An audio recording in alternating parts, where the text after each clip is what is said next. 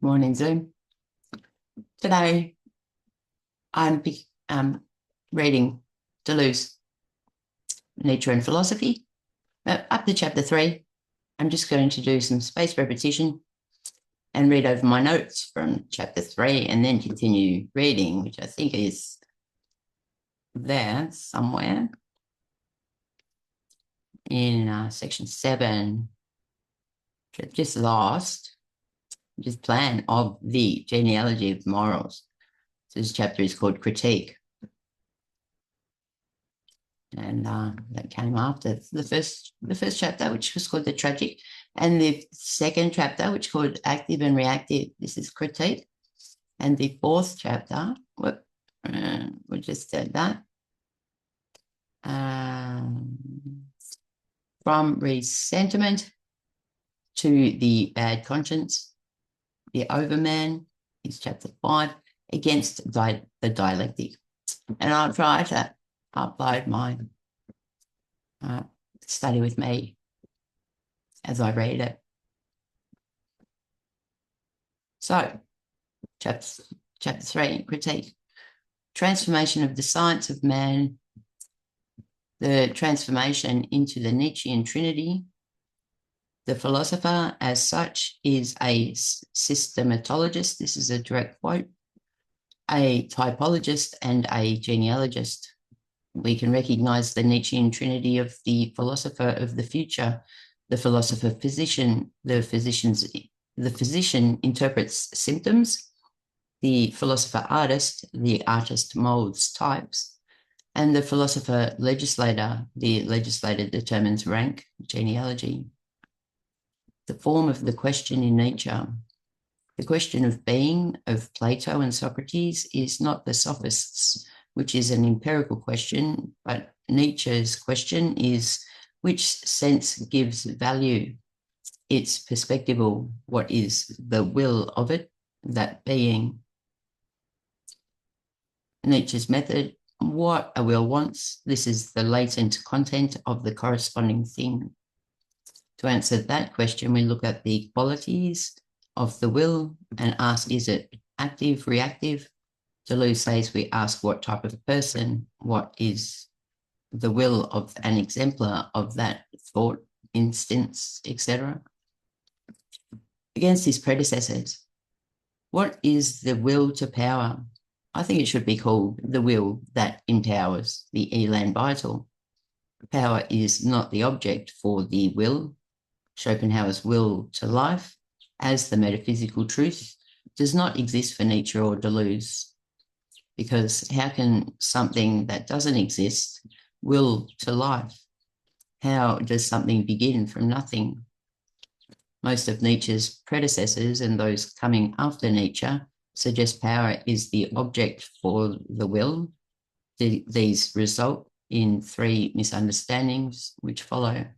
The 3 misunderstandings of the will to power. Power as the object of representation. This representation is Schopenhauer's representation, which is perceived world as will to life. And this representation is power. Power equals life for Schopenhauer. In Hobbes's War of All Against All, representation equals admitting, recognizing power, one's power, everyone's power. It is then handed over to a representative. Power requires representation. Hegel's fight to the death is a fight to be recognized, represented in acknowledgement as a self. Representation for Schopenhauer is power. Power for Hobbes requires a handler. Power for Hegel is recognition. To be represented is a representation of power.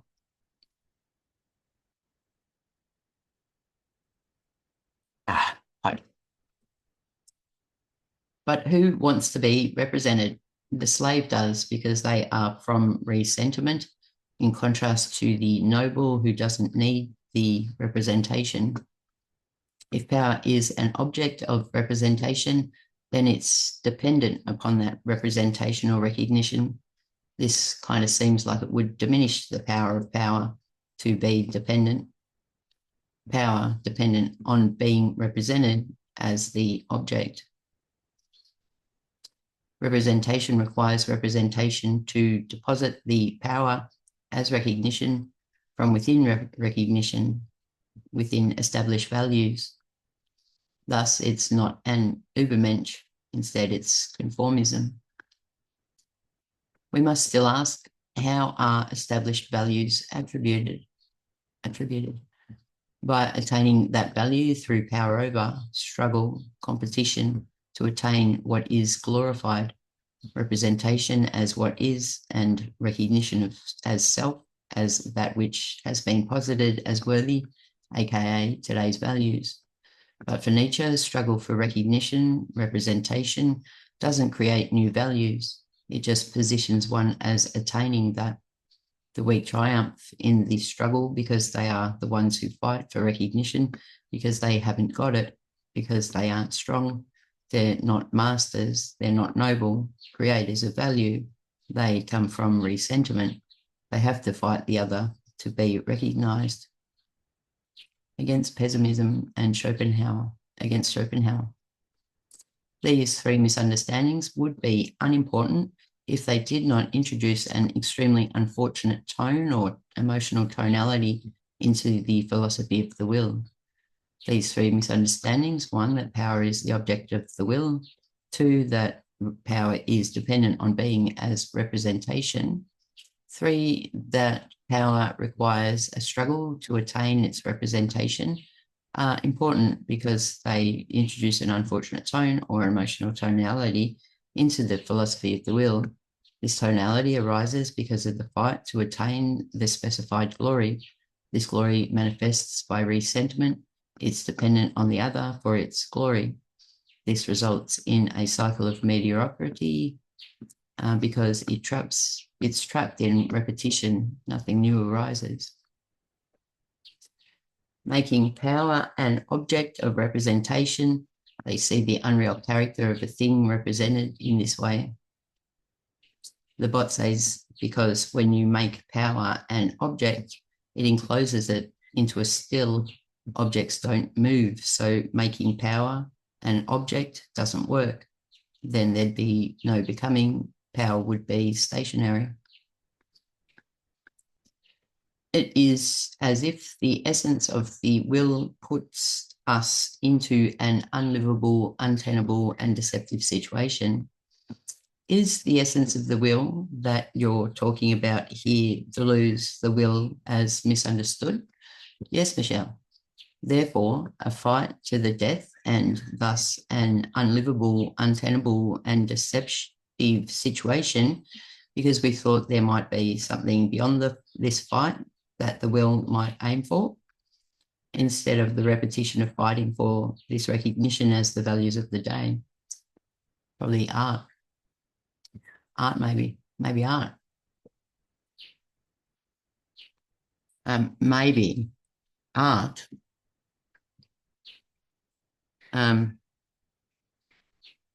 As Schopenhauer's art, Schopenhauer, or just art in general. How's art as a willless contemplation of the Platonic forms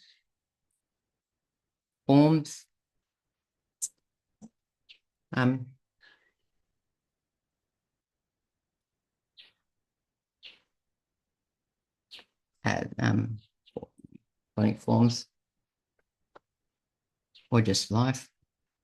Just life manifestation, and mirroring it back to non-artists to educate and move via beauty, rare, Thus, the philosophers promise the will a limitation, a rational or contractual limitation, which is the only thing which will be able to make it livable and resolve contradiction. According to the bot, the limitation for Hobbes is representation.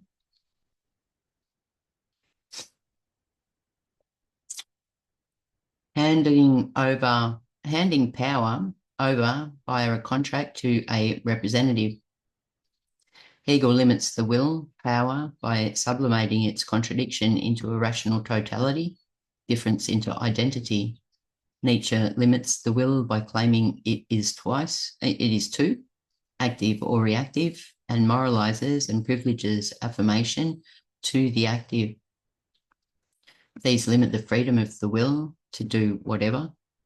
Deleuze doesn't want to limit the will power because it's creative and won't destroy itself. That's right. I should put that as a question mark. Principles for the philosophy of the will. Power is the one that wills in the will. Power is the genetic differential element in the will. This is why the will is essentially creative. This is also why power is never measured against representation. It is never represented. It is not even interpreted or evaluated. It is the one that interprets, the one that evaluates, the one that wills. But what does it will? It wills precisely that which derives from the genetic element. The genetic element, power, determines the relation of force with force and qualifies related forces.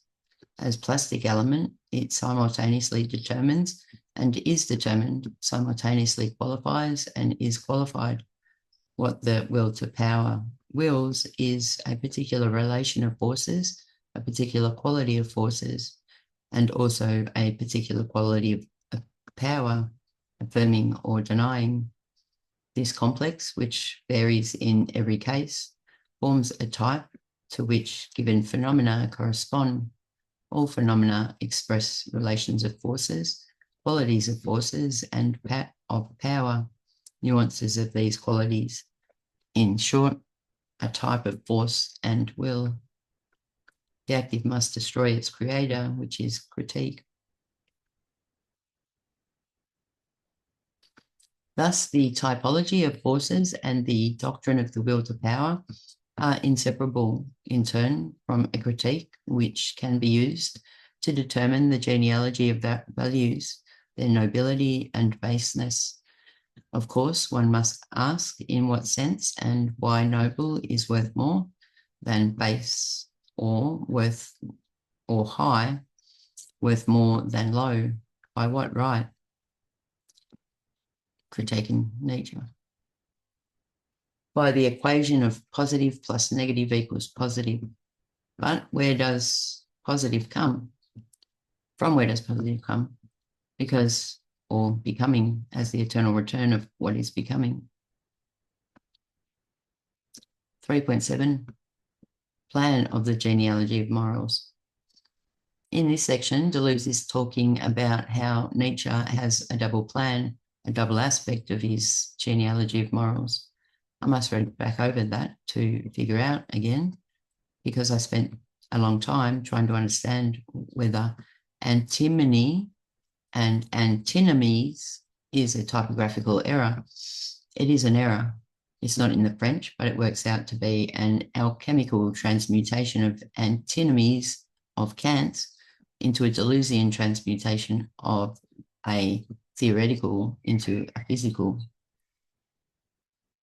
Antinomies is the Kantian contradiction.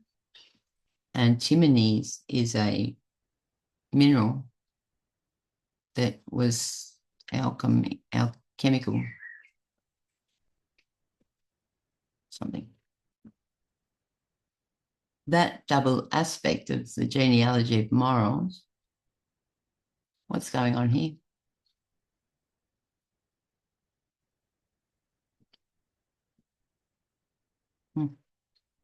It's not rendering. It's what is going on. Oh, there we go. Down here. As a key for the interpretation of aphorisms and the evaluation of poems, that double aspect of the genealogy of morals is as a key for the interpretation of aphorisms and the evaluation of poems. The genealogy of morals enables one to interpret. How do you spell that? Where is it?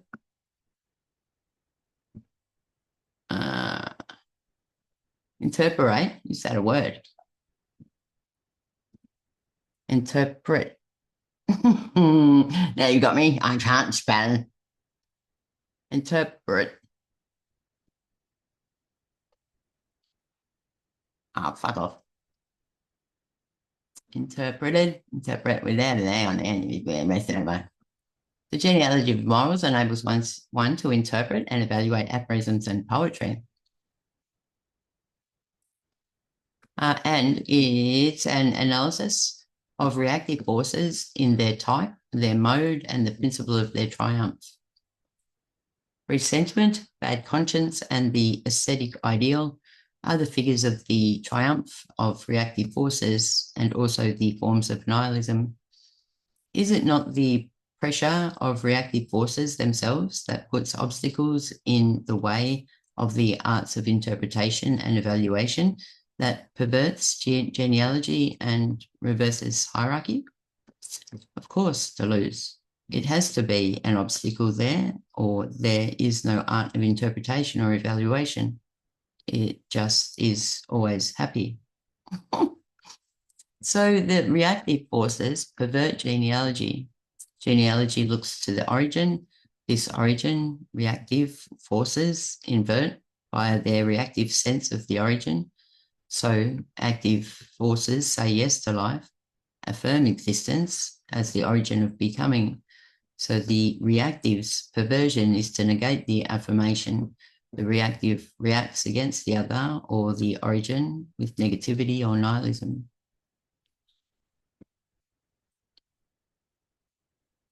All right. So on to the actual rating now.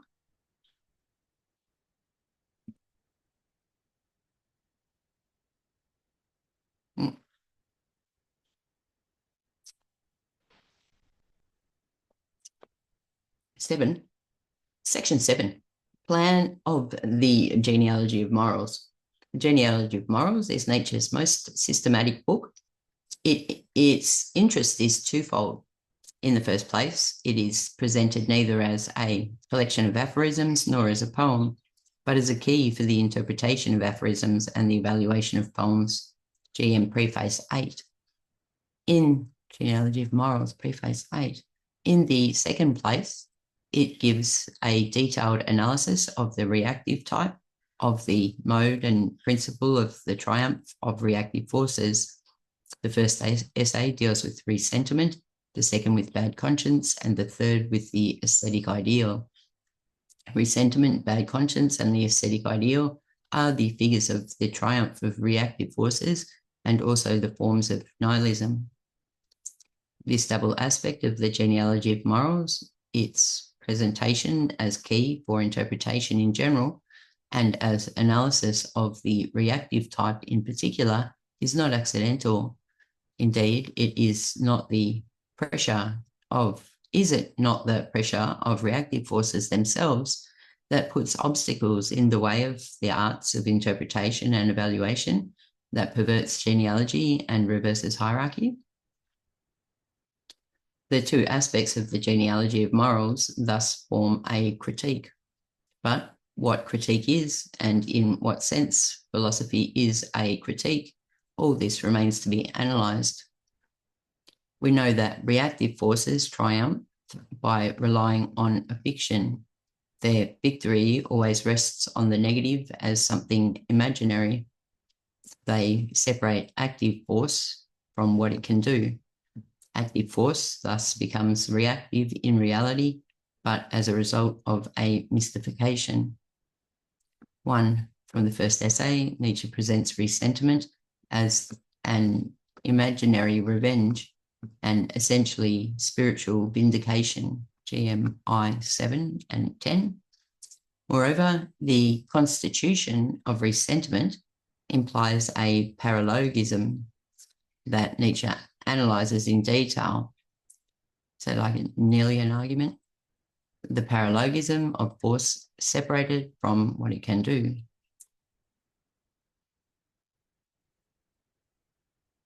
Paralogism, a piece of illogical or fallacious reasoning, especially one which appears superficially logical or which the reasoner believes to be logical, almost logical, next to para, not quite logical. What's this say? Mid-16th century from French paralogisme via late Latin, from Greek paralogismos, from paralogisestae, reason falsely.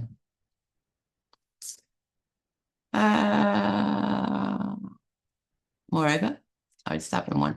One, from the first essay, Nietzsche presents resentment as an imaginary revenge and essentially spiritual vindication.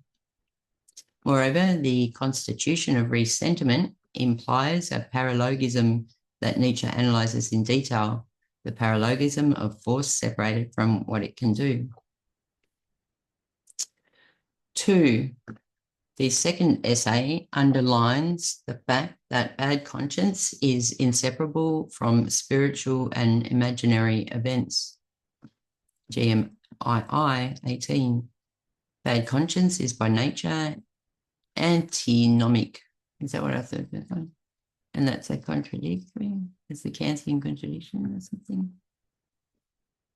Antimony. That's it's not coming up. Copy. I just got to Google.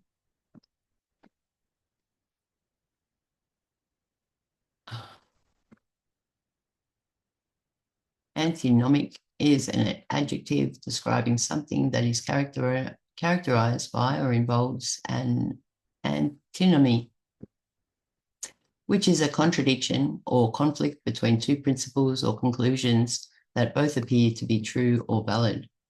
For example, a situation could be antinomic if it contains a conflict between two conflicting yet reasonable beliefs. The term is frequently used in philosophy and logic, notably by philosophers like Immanuel Kant. Okay. 2. The second essay underlies the fact that bad conscience is inseparable from spiritual and imaginary events. Bad conscience is by nature antinomic,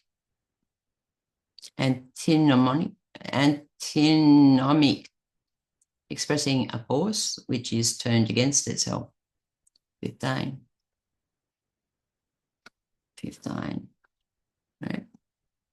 GMII 18, contradictory concepts such as selflessness, self-denial, self-sacrifice. Their delight is tied to cruelty, page 88, asterisk. I don't know where the asterisks are. In this sense, it is the basis of what Nietzsche calls the inverted world, GMII 14, page 124. We may note in general how much Nietzsche enjoys underlining the insufficiency of the Kantian conception of antinomy. There's a mistake. It should be antinomy. Kant did not understand their source or their true extension. 16. The source of antinomy is the bad conscience. GMII. Antinomy is expressed as the opposition of morality and life.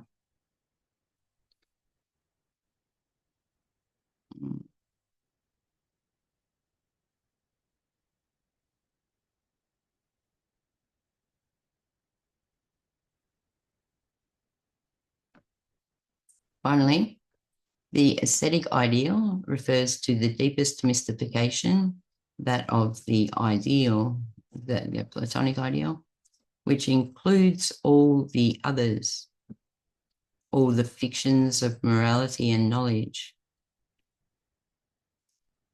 Elegantia syllogismi, Nietzsche says.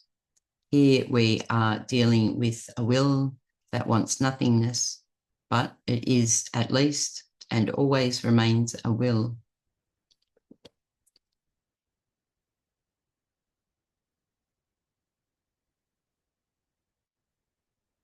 I'm just going back to the paragraph because I'm not sure what it's actually saying.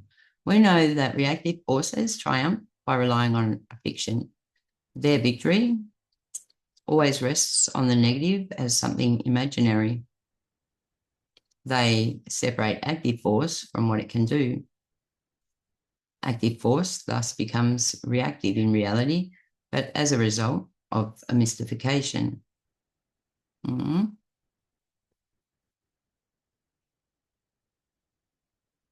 One, from the first essay, Nietzsche presents resentment as an imaginary revenge, an essentially spiritual vindication. Moreover, the constitution of resentment implies a paralogism that Nietzsche analyzes in detail, the paralogism of force separated from what it can do. The second essay underlies the fact that bad conscience is inseparable from spiritual and imaginary events. Bad conscience is by nature antinomic, expressing a force which is turned against itself. In this sense, it is the basis of what Nietzsche calls the inverted world. We may note, in general, how much Nietzsche enjoys underlining the insufficiency of the Kantian conception of antinomy. Kant did not understand their source or their true extension, which is the inverted conception of life. Finally, the aesthetic ideal refers to the deepest mystification, that of the ideal, which includes all the others, all the fictions of morality and knowledge. Elegantia syllogismi, Nietzsche says. Here we are dealing with a will that wants nothingness, but it is at least and always remains a will. We are merely trying to bring out the formal structure of the genealogy of morals. If we stop thinking that the organization of the three essays is fortuitous, we must conclude that Nietzsche, in the genealogy of morals, wanted to rewrite the critique of pure reason, paralogism of the soul, antinomy of the world, mystification of the ideal. That's and supposed to be antinomy. Obviously, because it's a mistake earlier. I wouldn't think it would just come up again. It's a non-mistake. Mystification of the ideal.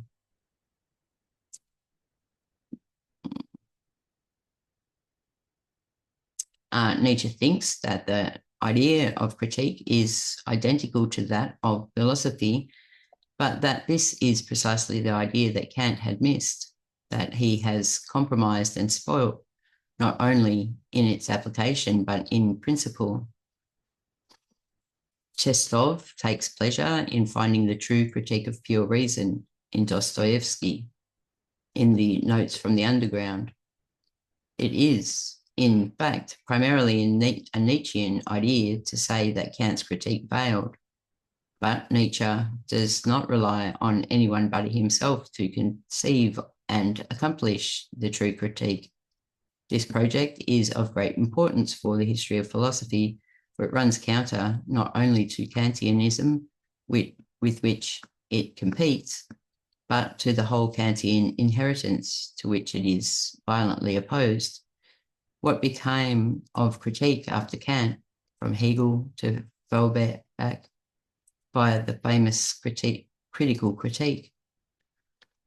It became an art by which mind, self-consciousness, and the critic himself adapted themselves to things and ideas, or an art by which man reappropriated determinations which he claimed to have been deprived of. In short, the dialectic. But this dialectic, this new critique, carefully avoids asking the preliminary question: who must undertake critique? Who is fit to undertake it? They talk of reason, spirit, self-consciousness, and man, but to whom do all these concepts refer? They do not tell us who man or spirit is. Spirit seems to hide forces which are ready to be reconciled with any kind of power, with church or state. When the little man reappropriates little things, when the reactive man reappropriates reactive determinations, is it thought that critique has made great progress, that it has thereby proved its activity?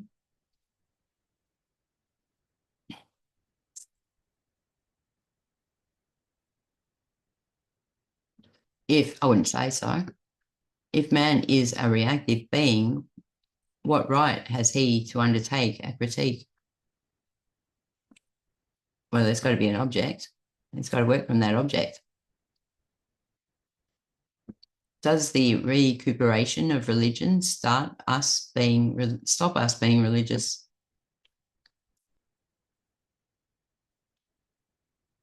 Recuperation. Recovery from illness or exertion. The recovery or regaining of something lost or taken. An action of a recuperator in imparting heat or to incoming air or gaseous fuel from hot waste gases. A process whereby a radical social or political movement or idea is assimilated into mainstream culture, thus diminishing its subversive force. Does the recuperation of religion stop us being religious? By turning theology into anthropology, by putting man in God's place, do we abolish the essential, that is to say, the place? All these ambiguities begin with the Kantian critique. 17. AC, Antichrist, 10p, page 121. Among the Germans, one will understand immediately when I say that philosophy has been corrupted by theologian blood. The Protestant pastor is the grandfather of German philosophy. Protestantism itself is its original sin. Among Germans, one will understand immediately when I say that philosophy has been corrupted by theologian blood. The Protestant pastor is the grandfather of German philosophy. Protestantism itself is the original sin. Kant's success is merely a theologian's success. In Kant, critique was not able to discover the truly active instance which would have been capable of carrying it through. It is exhausted by compromise. It never makes us overcome the reactive forces which are expressed in man: self-consciousness, reason, morality, and religion. It even has the opposite effect. It turns the forces into something a little more our own. Finally, Nietzsche's relation to Kant is like Marx's to Hegel. Nietzsche stands critique on its feet, just as Marx does with the dialectic. But this analogy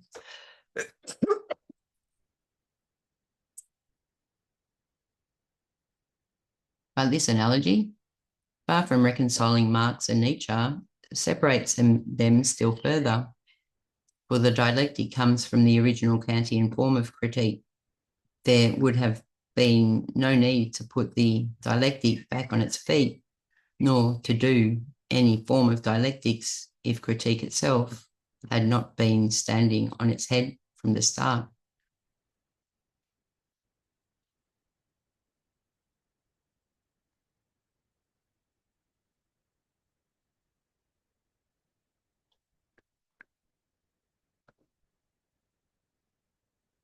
Prefer reactive forces prefer genealogy as critique and critique. IQUA. One-handed typing. Wonderful. I didn't do a good job in my typing class. I didn't want to be a secretary. We learned to type on a fucking electric keyboard, not a computer keyboard. I didn't learn. My colleagues learned. Some of them might have, as far as I know. I didn't want to be a secretary. I didn't know computers were going to be out of your fucking eyes. Stop swearing, Michelle. This is made for children.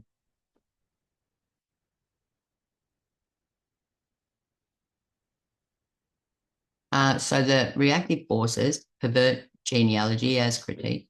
I'll put as and. I'll do that. Just hold on. As and critique.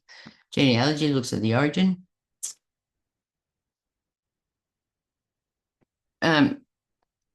As far as I know, I should detain. As far as I know, critique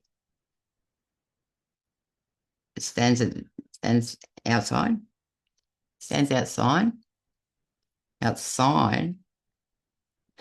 the herd, and doesn't assimilate.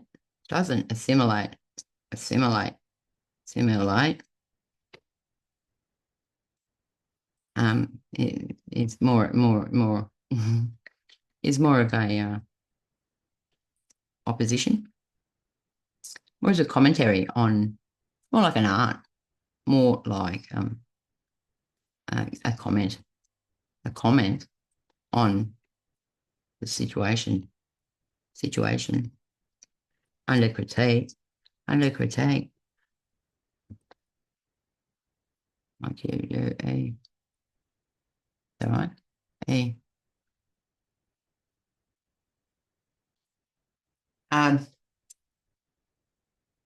they're right. Situation.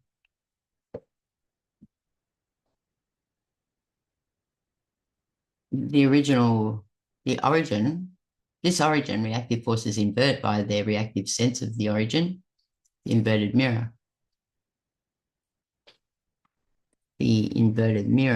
Let's say this thing backwards. Mirror. So active forces say yes to life, affirm existence as the origin of becoming. The reactive's perversion is to negate the affirmation. So an active critique wouldn't be a negation. It would just, you'd think it wouldn't come from an active, because actives are two doing their own thing, not caring about the other particularly. The reactive's perversion is to negate the affirmation. So active forces say yes, not the thing.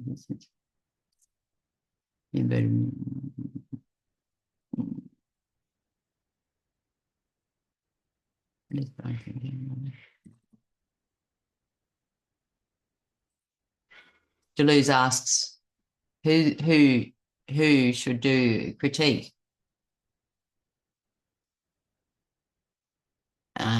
To answer that question, I would say it would be reactive forces, because they're the ones whose will is derived from the other. They bounce off somebody else or something else to move. Full stop. And the active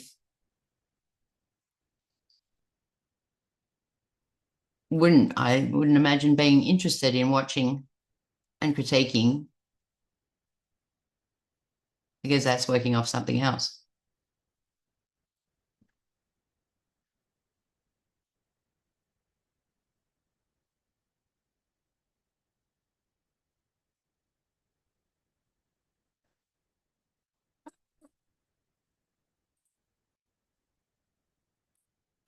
Disgusting copy. It's instant. I have to go to Aldi and buy some more. Instant, I got it because I ran out once. I had to buy some from a neighbour. She drinks instant. So I bought some instant so I could repay her and have a spare in case I ran out again. It's disgusting. Ugh. Is that finished? Chu always asks, who should do a critique?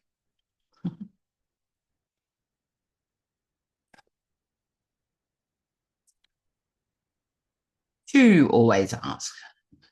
Deleuze asked, who should do a critique? To answer that question, I would say it would be reactive forces because they're the ones whose will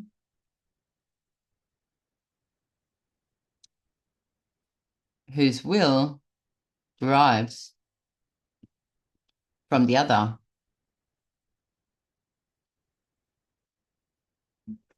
They bounce off somebody else or something else to move. And the active, when I wouldn't imagine being interested, the active, I wouldn't imagine being interested in watching and talking, critiquing probably.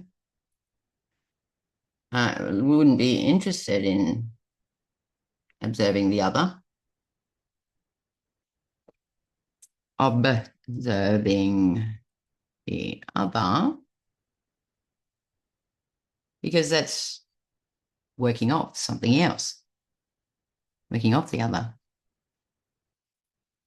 as reactive, working off the other, a reactive position.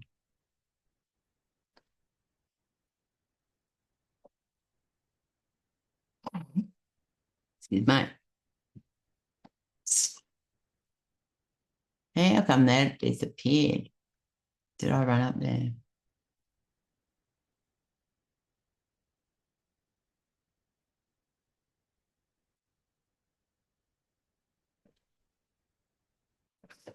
Well, I can't comment on every single part of it. I've been there forever. I've done that in the rest of it. You remember me, 8.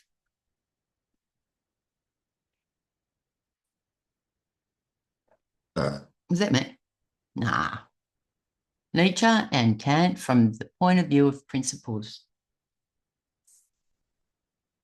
It's my time. Nietzsche and Kant from the point of view of principles.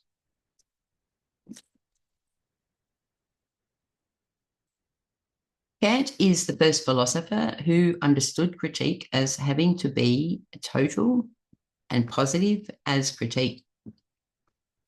Total because nothing must escape it, positive, affirmative, because it cannot restrict the power of knowing without releasing other previously neglected powers.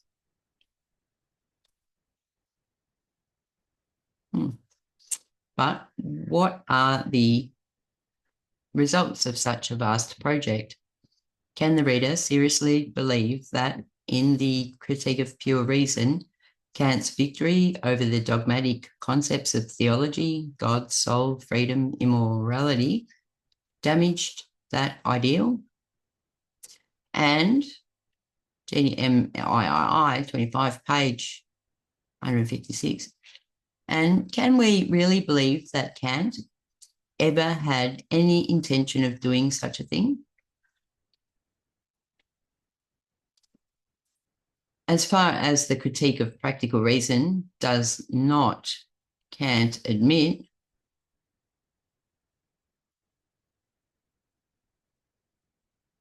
as far as the Critique of Practical Reason does, as far as the critique, as for the Critique of Practical Reason, does not Kant admit from its opening pages that it is not really a critique at all? He seems to have confused the positivity of critique with a humble recognition of the rights of the criticised. There has never been a more conciliatory or respectful total critique.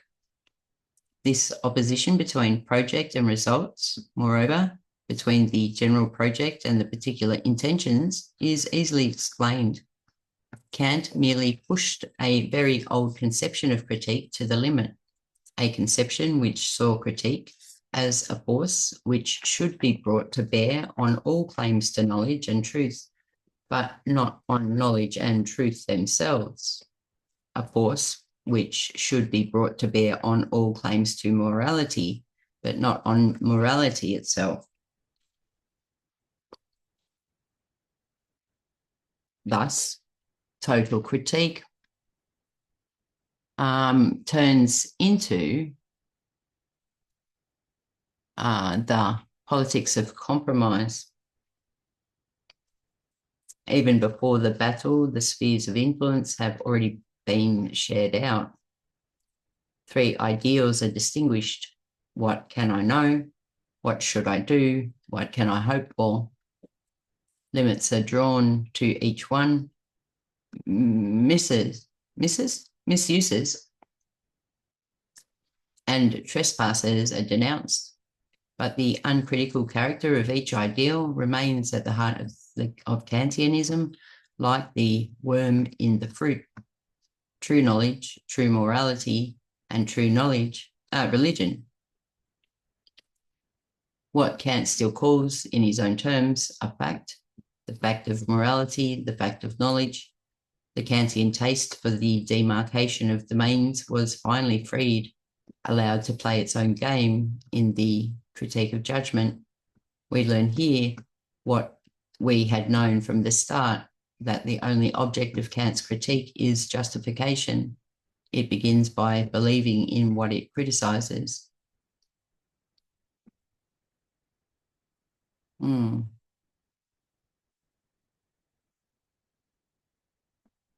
Is this the announcement of the great politics?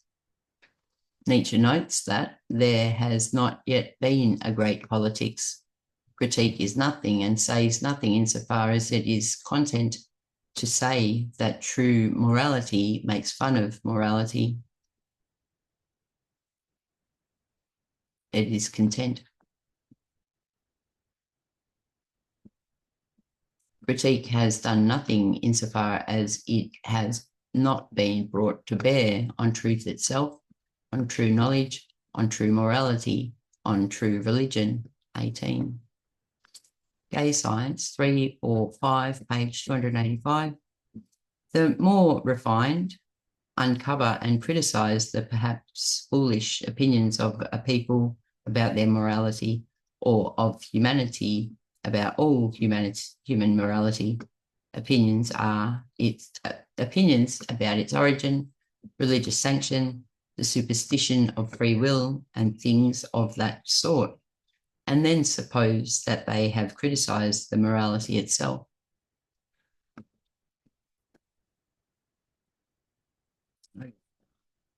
It's gone cold. Summer is fucking snowing.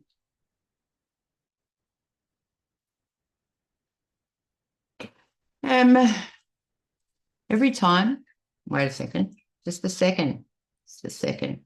I'll be there in a moment. Just have a chat to yourself for a second. I'll just be back in a moment. Won't be long. I'm nearly there. Come in. All right, ready? Come in. Wait. There we go.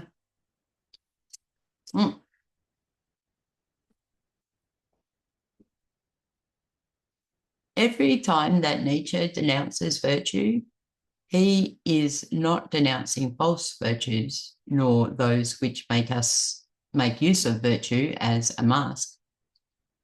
It is virtue itself, in itself. That is to say, the pettiness of true virtue, the unbelievable mediocrity of true morality, the baseness of its authentic values that he attacks. Zarathustra leaves no doubt at this point. He says that it was insight precisely into the good, the best, that made me shudder, that made him shudder at man in general. That is, that it was from this aversion that he grew wings. Ecce Homo IB, pages 330 to 331.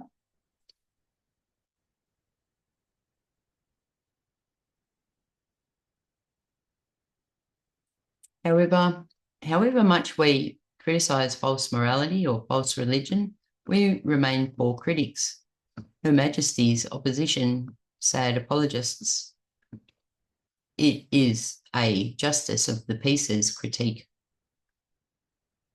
We may criticize pretenders, we may condemn those who trespass on domains, but we regard the domains themselves as sacred. Similarly, for knowledge, a critique worthy of the name must not bear on the pseudo-knowledge of the unknowable, but primarily on the true knowledge of what can be known, VP I 189. This is why Nietzsche, in this domain as in others, thinks that he has found the only possible principle of a total critique, in which he calls his perspectivism.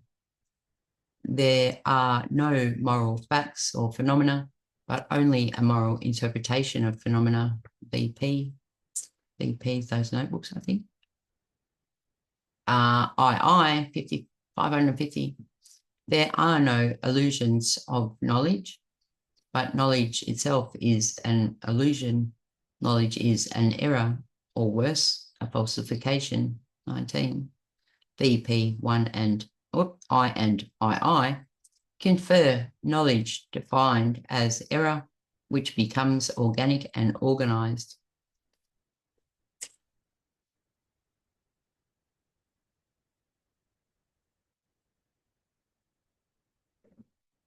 Nietzsche owes this final proposition to Schopenhauer. This was the way in which Schopenhauer interpreted Kantianism, radically transforming it in an opposite direction to the dialecticians. Schopenhauer was thus able to prepare the principle of critique. He had stumbled across its weak point, morality.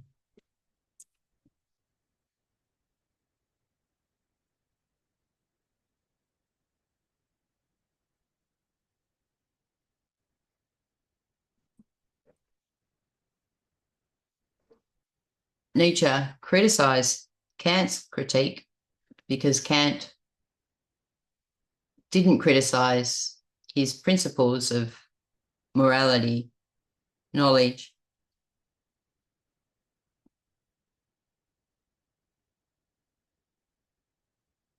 etc.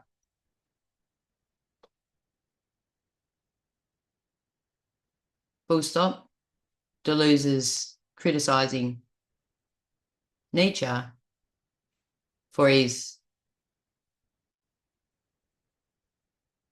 non-critique of active force as privileged in the hierarchy.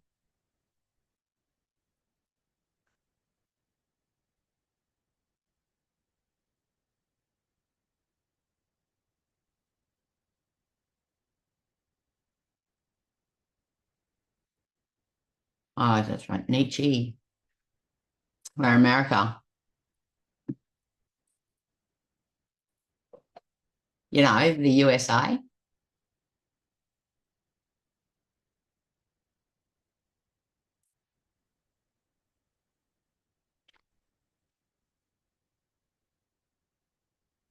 don't remember how they say Kant. Kant's critique, because Kant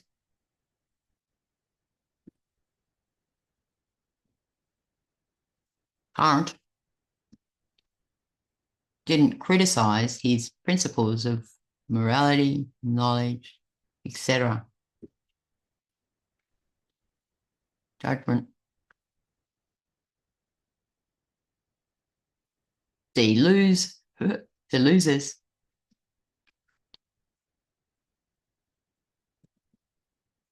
Deleuze.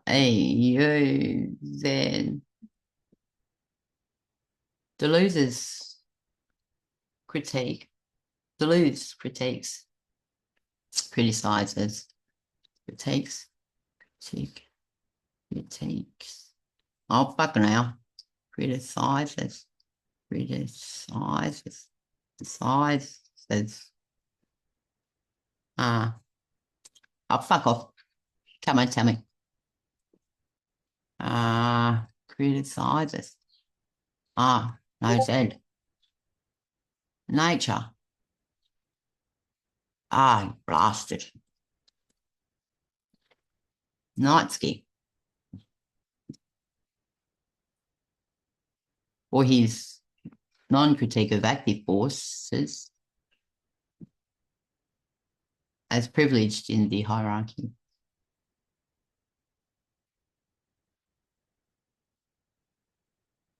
9.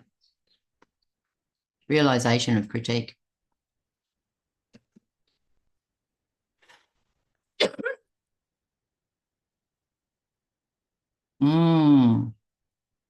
Nice cough. Nice cigarette. I had some coffee now. Disgusting coffee. Down in my sipper cup. Hello? Did I raise my hand? I don't know how to put that down. Participant? No, how do you put your bloody hand down again? It'll go down itself eventually. It's literally not that. Especially when I haven't got that up. Realization of critique. Kant's genius in the Critique of Pure Reason was to conceive of an immanent critique. Critique must not be a critique of reason by feeling, by experiencing, or by any kind of external instance. And what is criticized is no longer external to reason. We should not seek in reason errors which have come from elsewhere, from body, senses, or passions, but illusions coming from reason as such. Now, caught between these two demands, Kant concludes that critique must be a critique of reason by reason itself. Is this not the Kantian contradiction, making reason both the tribunal and the accused, constituting it as judge and plaintiff, judging and judged? BP I 185. Kant lacked a method which permitted reason to be judged from the inside without giving it the task of being its own judge. And in fact, Kant does not realize his project of immanent critique.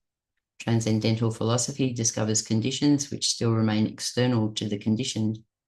Transcendental principles are principles of conditioning and not of internal genesis. We require a genesis of reason itself, and also a genesis of the understanding and its categories. What are the forces of reason and of the understanding? What is the will which hides and expresses itself in reason? What stands behind reason in reason itself? In the will to power and the method which derives from it, Nietzsche has at his disposal a principle of internal genesis. When we compared the will to power with a transcendental principle, when we compared nihilism in the will to power with an a priori structure, our main aim was to indicate how they differed from psychological determinations.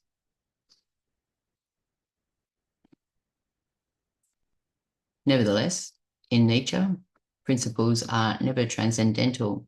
It is these very principles which are replaced by genealogy. Only the will to power as genetic and genealogical principle as legislative principle is capable of realizing internal critique. Only the will to power makes a transmutation possible. In Nietzsche, the philosopher-legislator appears as the philosopher of the future. To legislate means to create values. Actual philosophers are commanders and lawgivers. Beyond Good and Evil, 211, page 123. This is the Nietzschean inspiration behind Chestov's fine writings. For us, all truths derive from the pareri, even metaphysical ones. Beendorf, Block, Parry, Danish. Open dictionary. I'll just go for the translation in a Google situation.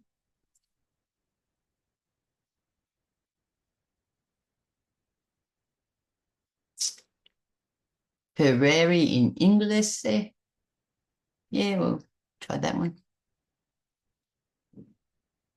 Opinion. Italian? Or should we go to Latin? We'll do it that way, will it? That's like and slash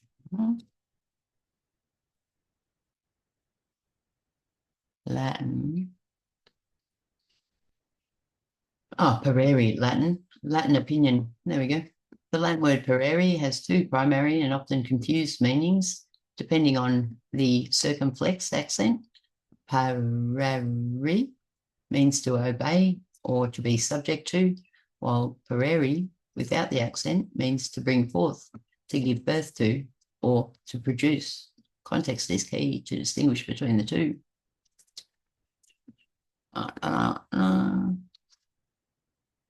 In Nietzsche, the philosopher-legislator appears as the philosopher of the future. To legislate means to create values. Actual philosophers are commanders and lawgivers. This is the Nietzschean inspiration behind Chestov's fine writings. For us, all truths derive from the pareri, even metaphysical ones.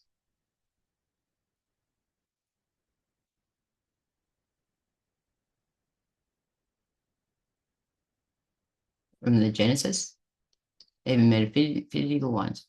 And nevertheless, the only source of metaphysical truths is the jubilee, insofar as men will not participate in the jubilee. It will seem to them that metaphysics is impossible. I'll copy that. Check. It's still Italian. I said Latin bastard.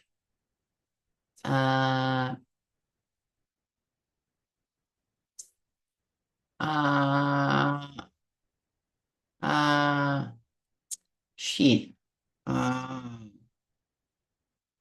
Just look down, mate. Dictionary, Latin pareri, proto Italic, passio, verb pareri, first person singular present, paio.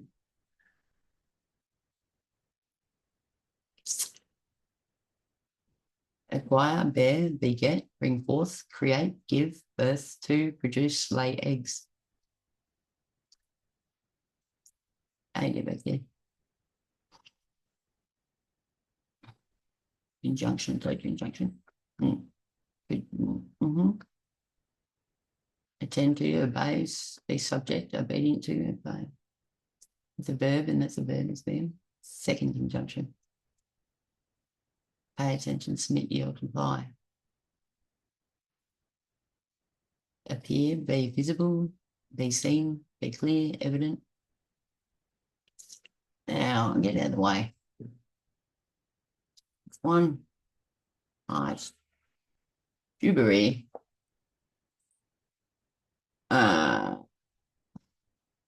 Decree, enact, enjoin, command, order, tell, command, direct, pray, request, ask, bid.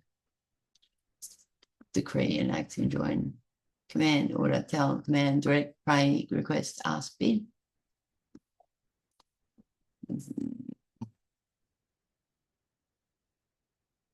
For us, all truths derive from the pareri, the Genesis, even metaphysical ones, and or the order And nevertheless, the only source of metaphysical truth is the decree enactment, insofar as men will not participate in the decree.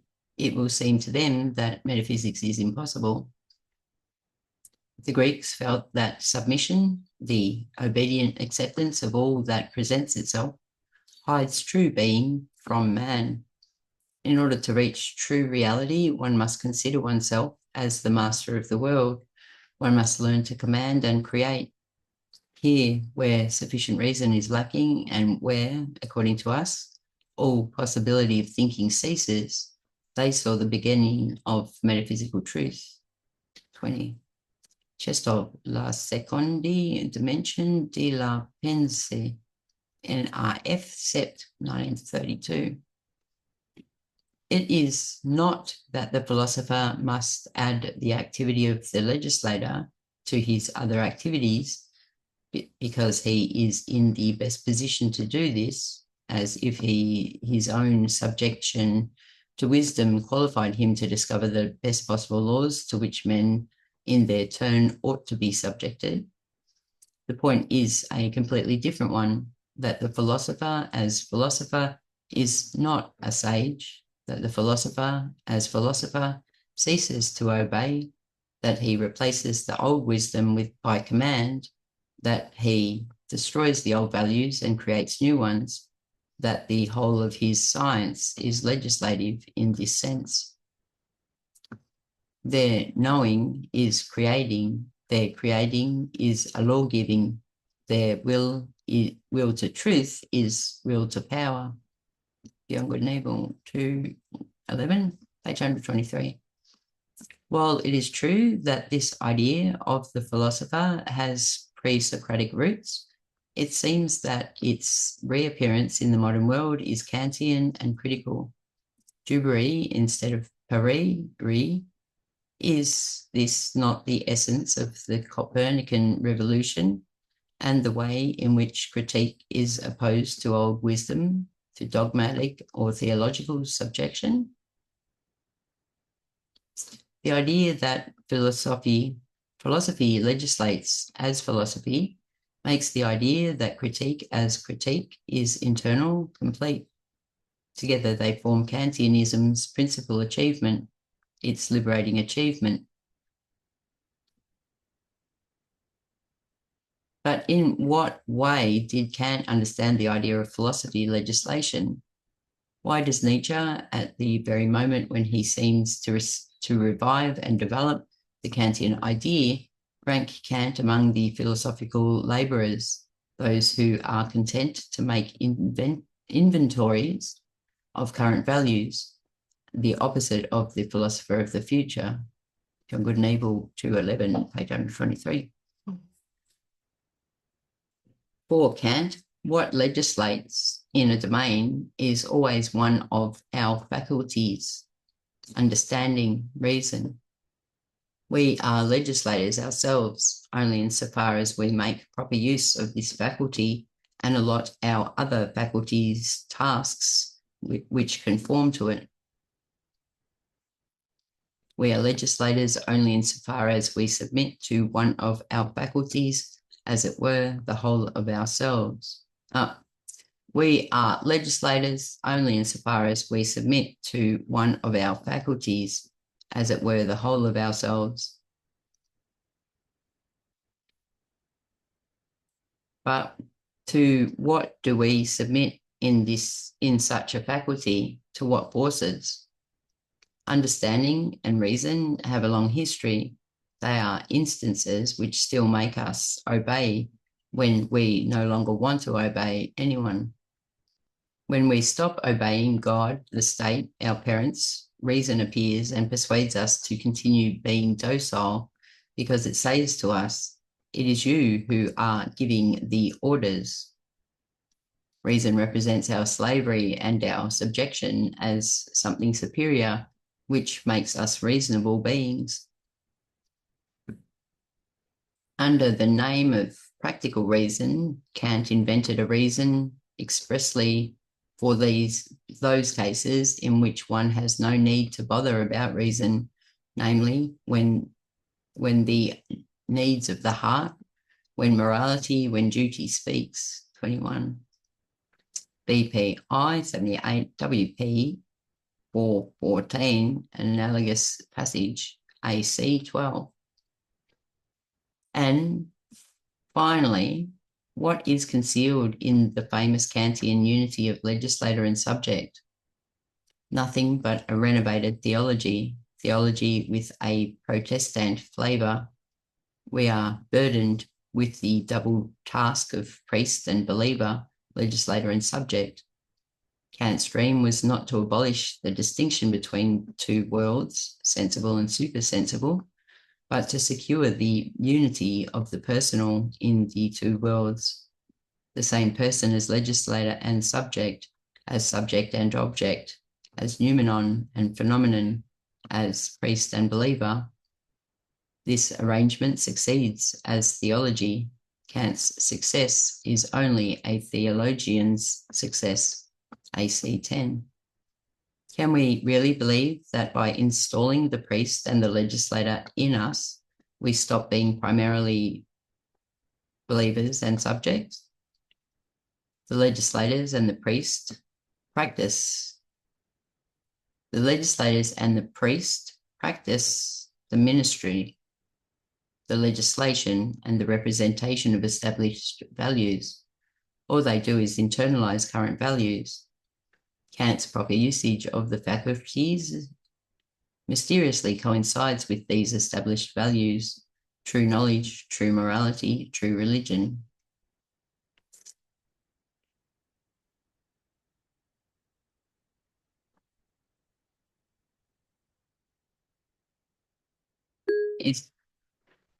Is done by the philosopher of the future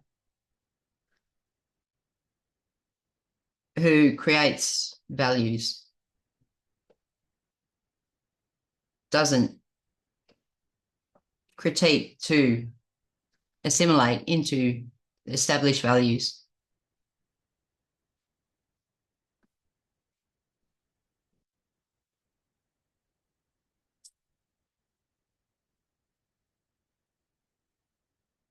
You bastard. What did I say?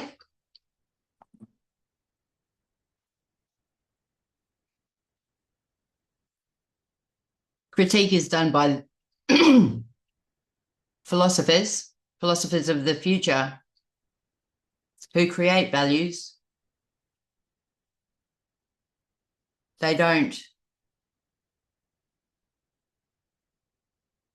value what is already valued.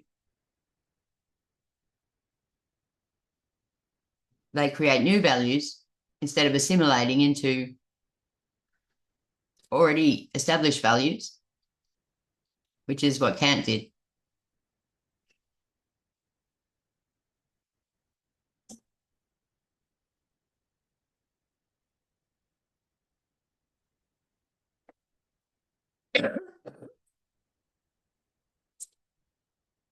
My alarm's going to go off in 8 minutes.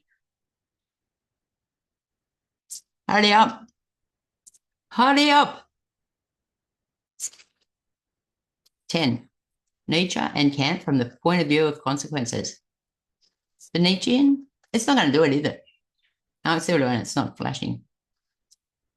The Nietzschean and the, there we go. Critique is done by philosophers. What do you capitalize philosophers for? Philosophers of the future who create values. These philosophers of the future. I was going to keep it. Philosophers of the future.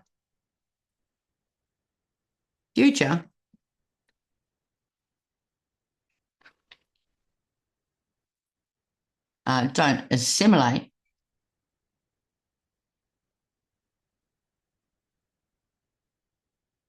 into what is already valued. They create new values instead of simulating into a already established one, which is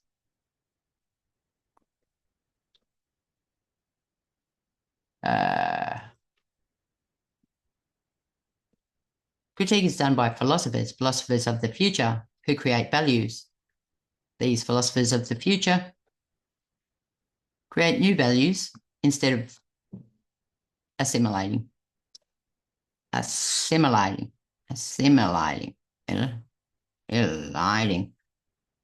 into already established values, which is what can. Which is what can't did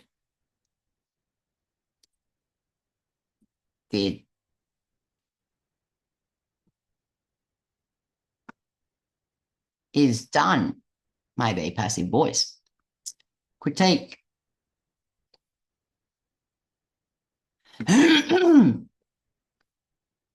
Nietzsche and Kant from the point of view of consequences. The Nietzschean and the Kantian conceptions of critique are opposed on 5 main points. The 5 points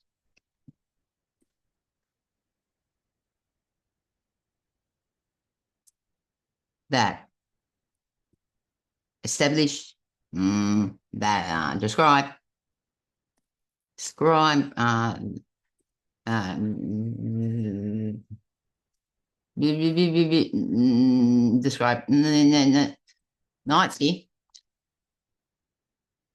Nietzsche and Kant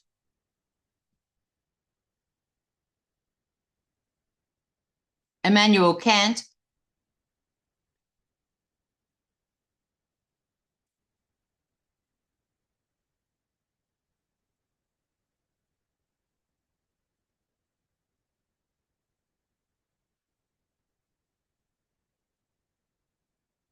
opposition.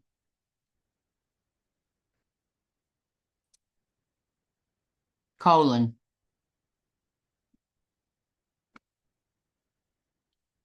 Oh, close there. How else do you say can?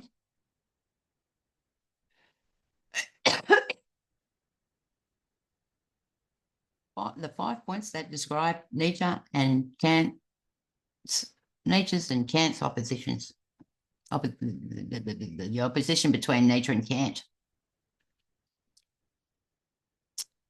All right, then. Just because I may as well fluff about for a minute.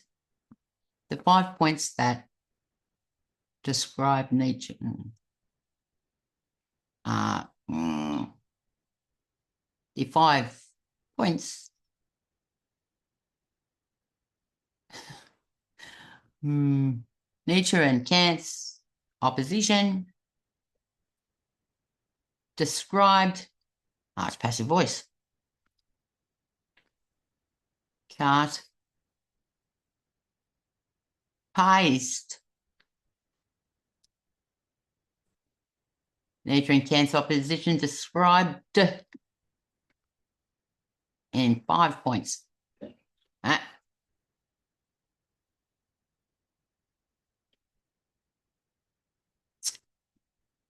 Okay, so Nietzsche and Kant's opposition.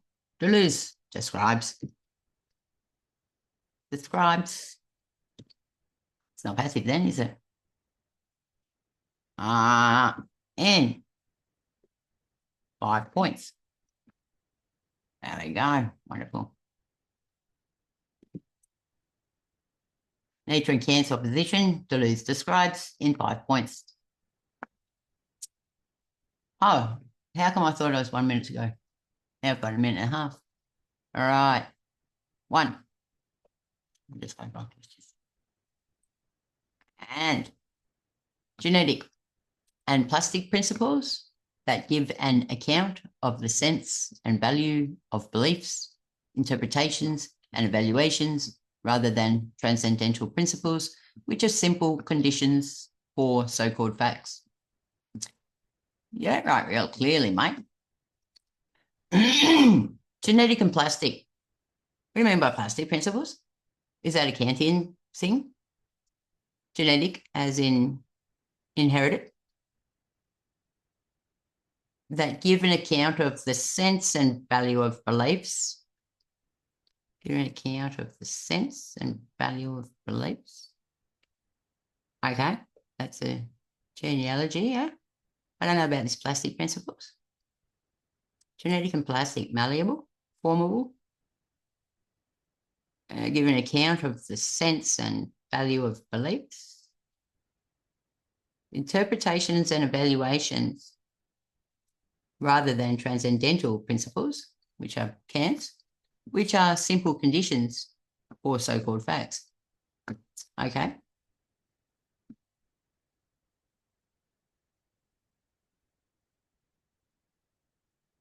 I should add that. Nietzsche and Kant's opposite, conception.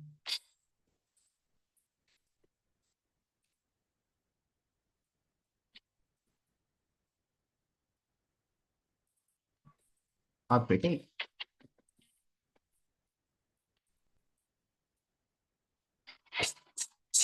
I better turn this off or I'll get that button. What's it called? Copyright. Sorry, I like to listen to that when it comes on. Set up professional audio in audio settings. All right, I have to go. I'll come back another day. Thank you and have a good day.